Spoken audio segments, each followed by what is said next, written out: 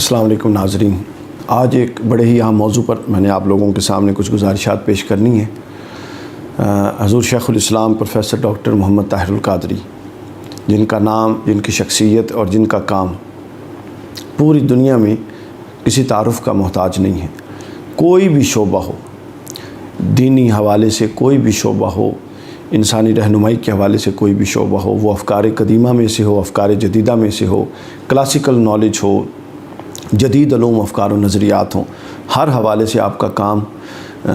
ہر طبقہ فکر کے لیے، ہر طبقہ کے لیے، ہر گوشہ کے لیے، ہر نقطہ نظر کے بندے کے لیے، ہر سطح کے بندے کے لیے وہ رہنما ہے، رہنمائی انجام دیتا رہا ہے، دے رہا ہے اور دیتا رہے گا۔ خاص طور پر آپ کی جو مجددانہ شخصیت کا پہلو، مجددانہ خدمات میں اگر ہم اس کے مختلف اس کی کیٹیگریاں بنا لیں، کیٹیگرائز کر لیں آپ کے مجددانہ کام کو، تو اس میں جو اعتقادی نقطہ نظر سے مجددانہ خدمات ہیں آپ کی، صرف اس پر آج تھوڑی سی گفتگو میں کروں گا کہ مجددانہ جو آپ کا اعتقادی حوالے سے جو مجددانہ خدمات ہیں کہ کون کون سے وہ اہل سنت کے بنیادی مسلمہ اور اساسی عقائد تھے جن پر گرد پڑ چکی تھی، پڑ رہی تھی اور دن بدن پڑتی جا رہی تھی۔ آپ نے اپنے قلم سے، اپنے زور قلم سے، اپنے زور بیان سے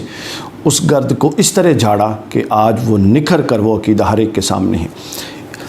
اعتقادی خدمات کے حوالے سے جو مجددانہ طریق پر آپ کی اعتقادی خدمات ہیں، اس میں سب سے پہلا باب محبت رسول، میلاد پاک اور یہ تمام چیزیں اس کے اندر شامل ہیں۔ ایک وقت تھا 80s کی رو میں کہ اس پر بات کرنا اور اس پر بدعت کے فتوے اور اس پر لوگ مناظرے کیا کرتے تھے کہ میلاد ہونا چاہیے یا نہیں ہونا چاہیے۔ آپ کے زور قلم، آپ کے خطابات اور پرزور دلائل نے اس بحث کو ہی سرے سے ختم کر دیا۔ وہ لوگ جو اس دہائی میں، 80 کی دہائی میں، 90 کی دہائی میں میلاد پر فتوے لگایا کرتے تھے اور اس کے جواز یا عدم جواز پر بات کرتے تھے، اب الحمدللہ وہ یہ موضوع ہی سرے سے ختم ہو گیا۔ اتنے مسقط اور اتنے طویل اور اتنے ہزاروں اور سمندر دلائل کے بہا دیے اور اتنی ہزاروں دلائل اس پر پیش کر دیے کہ اس کی اب اس پر بات کرنے والا کوئی نہیں ہے۔ الحمدللہ وہ کلیئر ہو گیا معاملہ۔ اسی طرح حجیت سنت پر جب اٹھا، آپ نے حجیت سنت پر ایک طویل سیریز ریکارڈ کروائی اور احادیث کی کتب کے ایک طویل سیریز ہے جو چھپ چکی ہے، اس نے اس چیز کو ختم کر دیا۔ اس کے بعد تصوف کے باب میں جب اعتراض اٹھا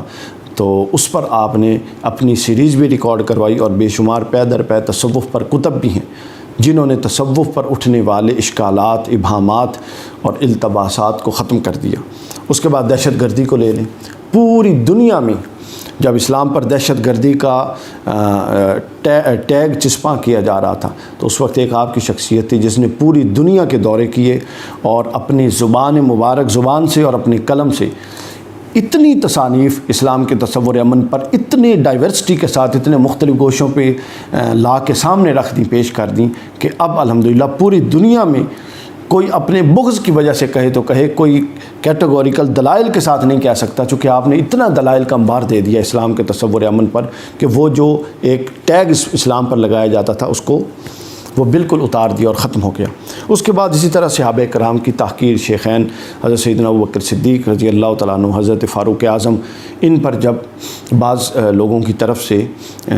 گستاخانہ کلمات کہے گئے تو آپ نے صحابہ کرام کے دفاع میں وہ دلائل دیے اور خود ان طبقات کی کتب کے اندر سے کھنگال کے دلائل دیے کہ آج تک کئی سال ہو چکے ہیں اس بات کو، آج تک کوئی اس کا جواب نہیں دے سکا، بلکہ سب خاموشی ہو گئی اور وہ بھی مسئلہ صاف ہو گیا۔ آج ہم جس پہلو پر بات کریں گے وہ بھی حضور شیخ الاسلام کی مجددانہ خدمات، اعتقاد کے، عقیدے کے باب میں جو آپ نے فرمائی، اس کا ایک اہم ترین باب ہے، بڑا ہی بنیادی اور بڑا ہی اساسی باب ہے۔ تحریک منہاج القرآن سے پہلے ایک گرد چھا رہی تھی اہل بیت کے حوالے سے۔ اہل بیت اطہار کا نام لینے کو شیعت کہہ رہے تھے۔ بڑے بڑے علماء جو جانتے تھے اہل بیت اطہار کے مقامات کو، کوئی بات نہیں کرتا تھا۔ ہم خود جب میں جنگ سے آیا تھا تو مجھے معلوم تھا کہ اہل بیت کے نام کے ساتھ کوئی علیہ السلام لگاتا تو مجھے لگتا تھا کہ یہ تو شیعہ، اس کے ساتھ تو ہم نے بیٹھ کے روٹی نہیں کھانی، اس کے ساتھ تو ہم سلام نہیں لے سکتے۔ یعنی سب تصورات مبہم تھے، کوئی بتاتا تھا۔ اور ہمارا حال یہ تھا کہ جب 10 محرم الحرام آتا تھا، اکثریت الا ماشاء اللہ 10 محرم الحرام آتا تھا تو بجائے کہ ہم ذکر حسین کریں، مجالس حسین برپا کریں، امام حسین کی شخصیت و کردار اور اہل بیت کے فضائل و مناقب بیان کریں، ہمارے ہاں رواج پورے جو بر صغیر پاک و ان میں رواج یہ چلنے جا رہا تھا کہ ہم ختم دلوا دیتے تھے۔ یہ پوزیشن تھی، یہ سچی بات ہے۔ حضور شیخ الاسلام نے یہ جو قدر تھی، جو اساس تھی، ایمان کی بنیاد تھی محبت اہل بیت، جو کہ بیٹھی جا رہی تھی، ڈوبی جا رہی تھی، اس کو آپ نے اٹھایا اور ایسے اٹھایا کہ ایک مطلب جم غفیر ہے، لاکھوں نہیں کروڑوں لوگ ہیں پوری دنیا میں جن کے دلوں میں محبت اہل بیت اور وہ جرت کے محبت اہل بیت کا ذکر ہو سکے۔ یہ حضور شیخ الاسلام کے سینے کا فیض، آپ کی زبان کی کرامت اور آپ کے قلم کی طاقت ہے، جس کی وجہ سے یہ لوگوں میں سامنے آیا ہے۔ یہ میں آپ کو ایک نظارہ سامنے کام کرانے جا رہا ہوں۔ یہ وہ کتب ہیں حضور شیخ الاسلام کی جو صرف اہل بیت اطہار کی شخصیات، اہل بیت اطہار سے متعلق مختلف پہلوؤں پر، واقع کربلا پر، امام حسن، امام حسین، سیدہ فاطمہ الزہرا، حضرت مولا علی پر اور امام مہدی پر جو آپ نے تصنیف فرمائیں، جو چھپ چکی ہیں، یہ وہ کتب ہیں جن کی کتاب 33 سے زائد ہے، 33 سے زائد کتب ہیں جو چھپ چکی ہیں۔ یہ آپ لوگوں کے سامنے اس کو دیکھیے۔ اب ایک غور طلب پہلو جو اس حوالے سے میں بتانا چاہتا ہوں وہ یہ ہے، وہ بھی مجددانہ کام کا ایک بنیادی جزو ہے۔ یہ محض ایسا نہیں ہے کہ آپ نے کتابیں لکھ دی، تصنیف فرما دی اور کتاب چھپ گئی، نہیں، ایسا نہیں۔ کتابیں ان موضوعات پر اس سے پہلے بھی موجود تھیں، لوگ لکھتے آئے تھے، مطلب بڑی بڑی شخصیات، اب نام لینا مناسب نہیں ہے، جو آپ سے پہلے تحریک معراج قرآن کے وجود میں آنے سے پہلے اہل سنت کی بڑی قابل قدر شخصیات تھیں، انہوں نے کتابیں لکھیں، لیکن وہ کتاب کیا تھی؟ وہ کتاب ان کا اپنا نقطہ نظر تھا جو بالکل اس کے اندر عقائد صحیح طریق پر بیان ہوئے تھے، وہ بیان فرما دیتے تھے، لیکن وہ ایک شخص کی تحریر ہوتی تھی، اس سے اتفاق بھی ہو سکتا تھا، اس سے اختلاف بھی ہو سکتا تھا۔ جو دوسرے مسلک یا دوسرے مکتب یا دوسرے نقطہ نظر کے لوگ تھے، وہ سرے سے چونکہ اس شخصیت کا تعلق کسی خاص مکتب فکر سے تھا، وہ اس مکتب فکر کی کتاب سمجھ کے اس کو ہاتھ لگانے کو تیار نہیں تھے، یوں اس سے کوئی استفادہ نہیں کرتا تھا سوائے ایک خاص چھوٹے سے طبقے کے۔ کیوں؟ چونکہ اس پوری کی پوری کتاب میں مدار کیا ہوتا تھا؟ اپنا نقطہ نظر کا بیان، یعنی جو قرآن و سنت سے وہ سمجھے، جو انہوں نے اخذ کیا، وہ بالکل درست عقائد اہل سنت کے مطابق ہوتا تھا اور وہ انہوں نے بیان کر دیا۔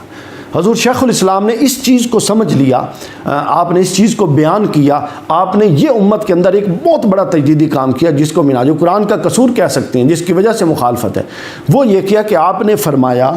کہ جو ائمہ محدثین کے اقوال ہیں، ان کی تعبیرات ہیں، یہ تائید ہے، دلیل نہیں ہے۔ دلیل صرف قرآن اور سنت ہے، احادیث نبوی ہے، قرآن مجید کی آیات مبارکہ ہیں اور احادیث نبوی ہے، یہ دلیل ہے۔ اس کے علاوہ سب تعبیرات ہیں، اس کے علاوہ سب تائیدات ہیں جو لی جا سکتی ہیں، وہ بالکل مستحسن ہے۔ لیکن جو جدید ذہن ہے، جو نوجوان ہے، اس کے سامنے آپ کسی بزرگ کا نام لے کر کتاب پیش کریں اور اسے کہیں یہ فلاں اتنے بڑے بزرگ ہیں، ان کا نقطہ نظر ہے، وہ کہے گا جی بالکل ہے، میں احترام کرتا ہوں، لیکن مجھے یہ بتائیں یہ قرآن مجید میں کہاں پر ہے، یہ سنت رسول میں کہاں پر ہے؟ یہ چیپٹر خالی تھا ہمارا۔ اللہ ماشاء اللہ اہل سنت اس سے بالکل فارغ ہوتے جا رہے تھے۔ حضور شیخ الاسلام کا یہ احسان ہے کہ آپ نے ہر عام شخص کو براہ راست پھر قرآن مجید اور احادیث مبارکہ سے جوڑ دیا۔ اس کے اندر یہ جو کتابیں ہیں، جس کی یہ طویل، یہ میں نے کتابیں اپنے پاس رکھی ہیں، ابھی ہم نے ایک ایک کتاب پر بات کرنی ہے۔ اس کتاب کے اندر آپ نے براہ راست ہزاروں لاکھوں احادیث کے سمندر میں غوطہ ہو کر عقائد اہل سنت براہ راست قرآن سے اور براہ راست احادیث مبارکہ سے ہمیں سمجھا دی ہیں۔ یہ اصل کام ہے اس کے اندر۔